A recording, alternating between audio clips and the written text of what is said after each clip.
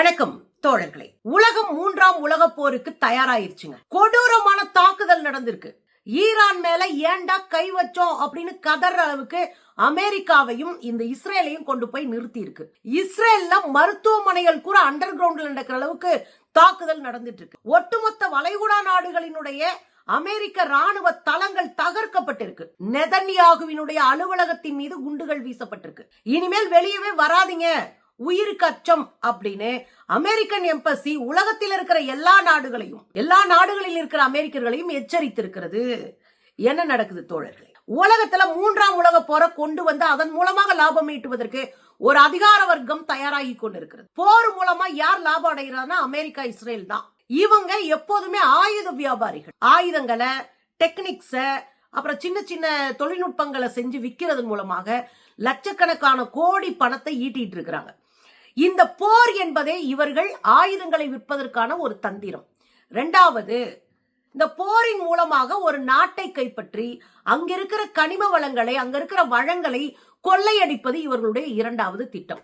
மூன்றாவது, உலகத்துல அடியாளா நான் தான் இருப்பேன் அப்படின்னு தன் அதிகாரத்தை நிலைநிறுத்திக் கொள்வதற்கான ஒரு சூழலை உருவாக்குவதற்கு இந்த போரை பயன்படுத்துறாங்க. தொடர்ந்து தன்னை அமைதிக்கான ஒரு நபரா ட்ரம்ப் காட்டுகிறாரு. ஆனா போரினுடைய அஸ்திவாரமே ட்ரம்ப் தான். ட்ரம்ப் போன்ற முட்டாள்கள் எல்லாம் அதிகாரத்துல இருந்தால் என்ன விளைவை உலகம் சந்திக்கும் அப்படின்றதுக்கு இந்த ஈரான் போர் ஒரு முக்கியமான இடமா இருக்கு. ஈரான் திரும்ப அடிக்க ஆரம்பிச்சிருக்கு. நீங்க ஈரான்ல இருக்கக்கூடிய உச்சபட்ச தலைவராக இருக்கக்கூடிய ஒட்டுமொத்த இஸ்லாமியர்களும் கொண்டாடக்கூடிய, மதிக்கக்கூடிய ஒரு நபராக கமேனி இருந்தார். அவரை கொன்னுட்டு நாங்க ஒரு நிமிஷத்துல கொன்னோம் அப்படின்னு மார்த்தட்டிட்டு இருந்த இஸ்ரேலுக்கும் அமெரிக்காவுக்கும் பாடம் நடத்த ஆரம்பிச்சிருக்கு ஈரான்.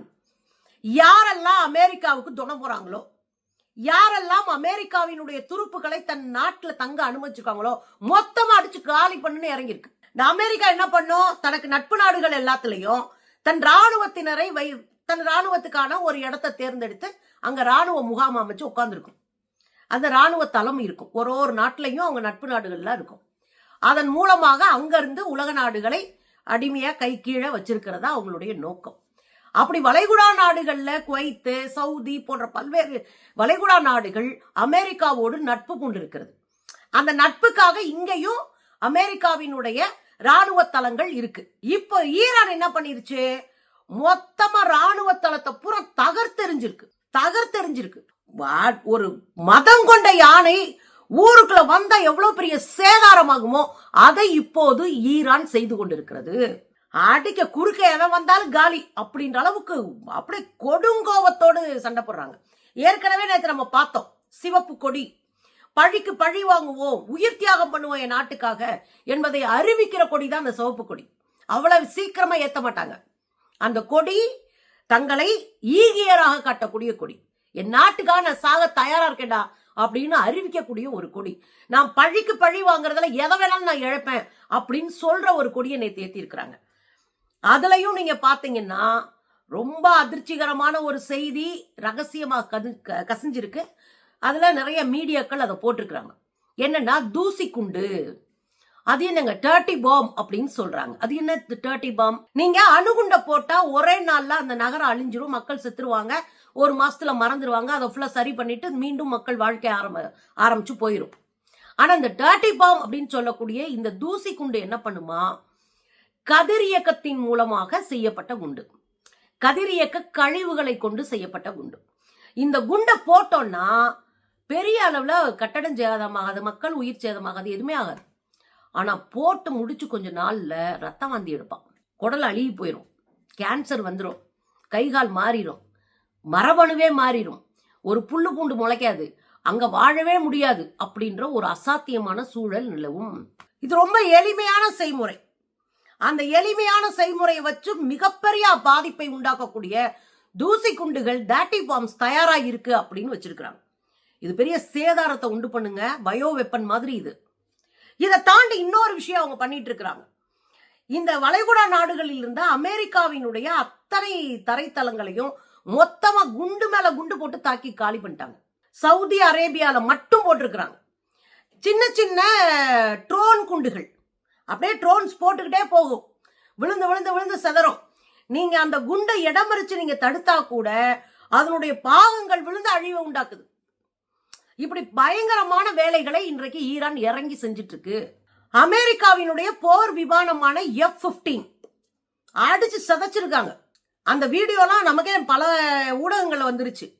அடிச்சு அப்படியே பறவை விழுகிற மாதிரி, துப்பாக்கியால சுட்டா ஒரு பறவை எப்படி விழுமோ அது போல விழுகுது. அப்படியே உருண்டு வந்து அந்த பெரிய டவர் ஒண்ணு இருக்கு, அது மேல விழுந்து கீழே டப்புன்னு நொறுங்கி விழுகிறத பார்க்க முடியுது. அப்போ விமானங்கள் சுட்டு வீழ்த்தப்பட்டிருக்கு, அமெரிக்காவினுடைய போர் விமானங்கள். குவைத் அரசு என்ன சொல்லியிருக்காங்க, நாங்க பல்வேறு அமெரிக்க விமானங்களை சுட்டு வீழ்த்திருக்கிறோம் அப்படின்னு சொல்லியிருக்கிறாங்க. இதோட கூடுதல் தகவல் என்னன்னா, குவைத் இன்றே அறிவிச்சிருக்கிறாங்க, அமெரிக்காவுடனான எங்கள் உறவை நாங்கள் துண்டித்துக் கொண்டோம், எங்களுக்கும் அமெரிக்காவுக்கும் இனி எந்த விதமான உறவும் இருக்காது அப்படின்னு அறிவிச்சிருக்காங்க. ஏன்னா ஈரான் அடிச்ச அடி அப்படி. ஒருவேளை மக்கள் மேலையும் இங்க இருக்கிற வளங்கள் மேலையும் அடிச்சா மொத்தமா கல்ஃப் காலி. அதுல குறிப்பா என்னன்னா, சவுதி எண்ணெய் கிணறுகள் மேல கடுமையான தாக்குதல் நடந்திருக்கு. சவுதியில எண்ணெய் கிணறுகள் மேல, எண்ணெய் சுத்திகரிப்பு ஆலயங்கள் மேல, எண்ணெயை சேமிச்ச குரூட் ஆயிலு, கச்சா எண்ணெய் சொல்றோம் இல்லையா, பெட்ரோல்ல இருந்து கிடைக்கிற எல்லா வகையான எண்ணெய்கள், மாற்று பொருள்கள் எல்லாத்தையும் சேமிச்சு வைக்கிற கிடங்குகள் எல்லாம் போட்டு அடிச்சு உடைச்சிருக்கிறார். ஈரான் உடைச்சிருக்கு. இன்னொன்னு சொல்ல போனா, உலகத்திலேயே மிகப்பெரிய எண்ணெய் நிறுவனங்கள் அங்க 2 நிறுவனங்களை அடிச்சு காலி பண்ணி இருக்கிறாங்க. ஒரு நாளைக்கு 5,50,000 பேரல், லிட்டர் கிடையாது பேரல், ஒரு பேரல் சொல்லுவோம் இல்லையா, 5,50,000 பேரல் தயாரிக்கக்கூடிய, உற்பத்தி செய்யக்கூடிய ஒரு எண்ணெய் நிறுவனம் அடிச்சு காலி பண்ணிருக்கிறாங்க. புகை மண்டலமா இருக்கான். துபாயோட பூஜ் கலீஃபா மிக உயர்ந்த கட்டடம்.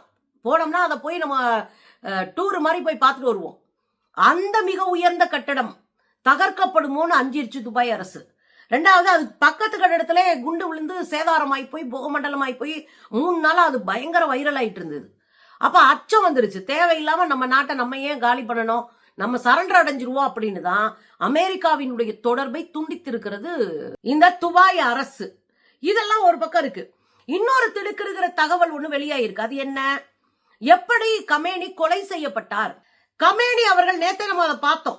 அமெரிக்காவினுடைய உளவு நிறுவனமான CIA அது பல மாதங்களா உளவு பார்த்திருக்கு. உளவு பார்த்து ஒவ்வொரு நிமிஷமும் செய்திகளை அனுப்பிட்டே இருந்திருக்கு. எப்படி அவங்க உளவு பார்த்தாங்கன்னா, போன வருஷம் ஒரு போர் நடந்துச்சுல 12 நாள், அந்த சமயத்துல அங்க இருக்கிற உயர் அதிகாரிகளுடைய கூட பணிபுரியறவங்க, உயர் அதிகாரிகளுக்கு பாதுகாவலரா இருப்பாங்க, அவங்களுக்கு ரொம்ப நெருக்கமானவங்களா இருப்பாங்க, அவங்க கூட பணியாற்றுறவரா இருப்பாங்க, இவங்களை எல்லாம் மானிட்டர் பண்ணிருக்கு இஸ்ரேல். இஸ்ரேல் தான் பெகாசஸ் என்கிற ஒரு ஸ்பை வேற கண்டுபிடிச்சது. உங்களுக்கு ஞாபகம் இருக்கும், இந்தியா கூட வாங்கி இந்தியாவில் இருக்கிற எல்லாரையும் வேவு பார்த்து அவமானமா சிக்கி சீரழிஞ்சாங்க ஒரு 8 வருஷத்துக்கு முன்னாடி, ஒரு 6-7 வருஷத்துக்கு முன்னாடி. அந்த பெகாசஸ் தயாரிக்கிறவங்க அவங்க அப்ப எவ்வளவு ஸ்பைவேர் வச்சிருக்க மாட்டான். அப்ப இந்த மக்களோட ஊடுருவி இருக்கிறாங்க. செல்போன்ல அவங்களுடைய மின்னணு கருவிகள்ல இருக்கிற தகவல்கள்லாம் எடுக்கிற மாதிரியாக ஊடுருவி இருக்கிறாங்க. ஊடுருவிதான் இந்த எல்லா வேலையும் பார்த்திருக்கு இந்த கும்பல். அதுல முக்கியமான பொறுப்புல இருக்கிறவங்களுடைய கூட இருக்கிறவங்கள தொடர்ந்து கண்காணிச்சு அவங்க அனுப்புற ஒரு மெசேஜையும் என்ன நடக்குதுன்னு செக் பண்ணி சேவ் பண்ணி வச்சிருக்கிறாங்க. இதெல்லாம் தாண்டி பெரிய கவலையான விஷயம் என்ன அப்படின்னா, கமேனி கூட இருக்கக்கூடிய ஒரு உயர் அதிகாரி, அவர் தான் CIAக்கு தகவலை கொடுத்திருக்காரு. அமெரிக்காக்காரனுக்கு தகவலை கொடுத்ததே அந்த ஆள் தான். நைட்டு தான் தாக்கணும்னு முடிவு பண்ணி இருந்திருக்கானுங்க அமெரிக்காவும் இஸ்ரேலும். அமெரிக்காக்காரன் நான் படைகளை அடிச்சு தூக்குறேன், இஸ்ரேலு தலைவர்கள் அடிச்சு தூக்கு அப்படின்னு பிளான் பண்ணிக்கிட்டு வேலையை பிரிச்சுக்கிட்டு இறங்கியிருக்கானுங்க. ராத்திரி அடிக்கலாம்னு நினைக்கும் போது அவங்களுக்கு ஒரு செய்தி போகுது. அந்த செய்தி என்ன அப்படின்னா, கமேனி முக்கியமான அவங்க நாட்டினுடைய அத்தனை தலைவர்களையும் சந்திக்கிறார் ஒரு இடத்துல, அங்க நம்ம குண்டு போட்டோம்னா மொத்த தலைவர்களையும் காலி பண்ணிடலாம் அப்படின்ற செய்தி போகுது. அதனாலதான் காலையில குண்டு போட்டிருக்காங்க, பகல்ல குண்டு போட்டிருக்காங்க. இந்த செய்தியை கொடுத்ததே கமேனியினுடைய அலுவலகத்துல இருக்கிற உச்சபட்சமான ஒரு நபர் அப்படின்னு சொல்லப்படுது. அப்ப இவ்வளவு அயோக்கியத்தனத்தெல்லாம் பண்ணிதான் கமேனி வெளியே வந்துடக்கூடாதே அப்படின்றதுக்காக 30 குண்டுகள் அட் அ டைம்ல போட்டுட்டே இருந்திருக்காங்க. என்னவா 30 குண்டுகள், 1 குண்டு 2 குண்டு இல்ல. ஏன்? ஏன்னா அவங்க அண்டர் கிரவுண்ட்ல இருந்தாங்கன்னா இந்த குண்டெல்லாம் போட்டு முடிச்ச பிறகு அவங்க வெளியே வந்துருவாங்க. ஆனா அப்படி வரவிடக்கூடாது, அண்டர் கிரவுண்டவே தகர்க்கிற ஒரு குண்டு போடணும். அப்ப தொடர்ந்து குண்டு போட்டோம்னா பூமியவே பொழந்துக்கிட்டு போகும். அப்ப யாரும் தப்பிக்க மாட்டாங்கன்னு தான் 30 குண்டுகளை அடுத்தடுத்து போட்டுக்கிட்டே இருந்திருக்கிறானுங்க. அதுலதான் கமேனி உட்பட முக்கியமான 40க்கும் மேற்பட்ட அதிகாரிகள், முக்கியமான மந்திரிகள், முக்கியமான பொறுப்புல இருக்கிறவங்க எல்லாம் கொலை செய்யப்பட்டிருக்கிறார்கள். இது எவ்வளவு பெரிய அயோக்கியத்தனமா இவனுங்க வேலை பார்க்கறானுங்கன்னு புரிஞ்சுக்கோங்க. கூட இருக்கிறவன் எப்படி நம்பிக்கை துரோகியா இருக்கான்னு புரிஞ்சுக்கோங்க. பெரிய தலைவர்கள்லாம் கொல்லப்படும் போது ஒரு அயோக்கிய பையன் சில்லற காசுக்காக காட்டி கொடுத்ததா இருக்கும். அது இயேசுவை காட்டி கொடுத்த யூதாஸ் காரியோத்துல தொடங்கி இன்னைக்கு வரைக்கும் அது நடந்துகிட்டே இருக்கு. சோத்துக்காக பிழைக்கிற ஒரு கூட்டம் இருந்துகிட்டே இருக்கும். கட்டப்பொம்மனை காட்டி கொடுத்த எட்டப்ப வரைக்கும் பார்த்துருந்துக்கணும். இந்த நேரத்துலதான் இஸ்ரேலும் அமெரிக்காவும் பதற ஆரம்பிச்சிருக்காங்க. இஸ்ரேல்ல ஜெருசலத்துல போட்ட குண்டுகளை டம்முன்னு போட்டு வெடிக்க வச்சிருக்காங்க. அதுல மிரண்டு போயிட்டாங்க. இப்ப இஸ்ரேல் என்ன பண்ணுது? மருத்துவமனையில் இருக்கிற நோயாளிகளை எல்லாம் மேல் மட்டத்துல, மேல் கட்டடத்துல வைக்காம அண்டர் கிரவுண்ட்ல கொண்டு போய் சிகிச்சை அளிச்சிட்டு இருக்கிறாங்க. எப்ப வேணாலும் தாக்கப்படலாம் அப்படின்னு அவங்களும் தயாராயிட்டு இருக்கான். ஏன்டா கை வச்சோன்ற நிலைமைக்கு வந்துருச்சு. ஏங்க, ஒரு நெருப்புக்கு மழை பெஞ்சா எப்படிங்க இருக்கும்? அப்படி இருக்கு பாருங்களேன்.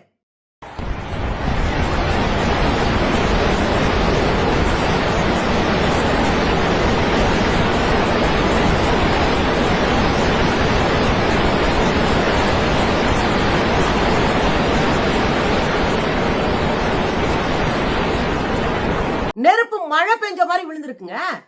ஒரு பெரிய அதிர்ச்சியை உண்டாக்கி இருக்கு இஸ்ரேலுக்கு. அது ஓடி போய் அண்டர் கிரவுண்ட்ல ஒளிறாங்க. இஸ்ரேல் மக்கள் கதற பல வீடியோக்கள் வெளியே வந்திருக்கு.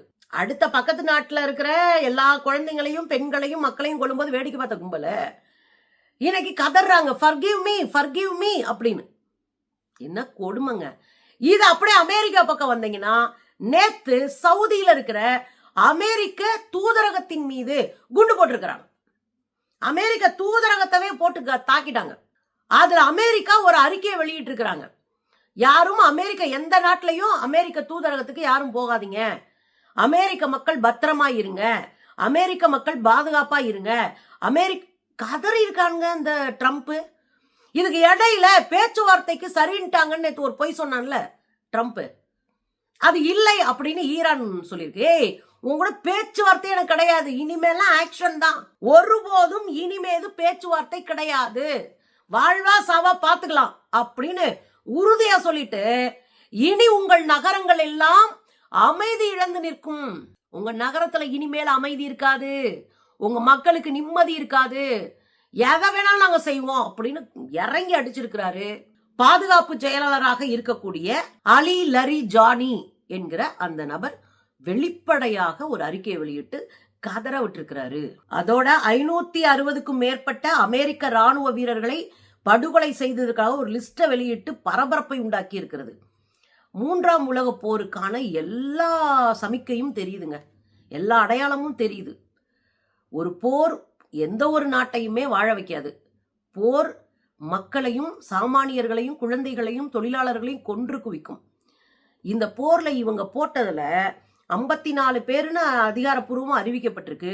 120க்கும் மேற்பட்ட குழந்தைகள் செத்திருக்காங்கன்னு சொல்றாங்க. பாருங்களேன் இந்த வீடியோவை.